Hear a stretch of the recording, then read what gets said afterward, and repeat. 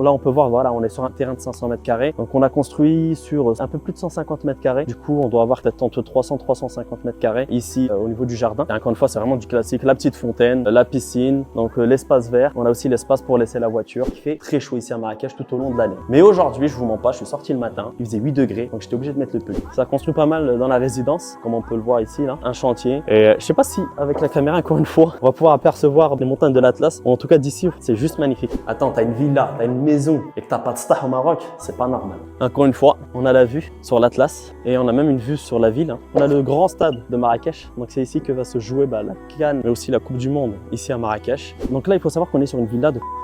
Sachez qu'on a plutôt un bon rendement. C'est une villa qui va se louer donc entre 300 et 400 € la nuit en fonction de la période de l'année. On va tourner sur un taux d'occupation autour entre 40 et 50%, sans parler justement de la plus-value que vous pouvez vous faire. Donc si vous prenez aujourd'hui la villa, potentiellement dans 5 ans, avant la Coupe du Monde, une villa que vous allez pouvoir vendre à...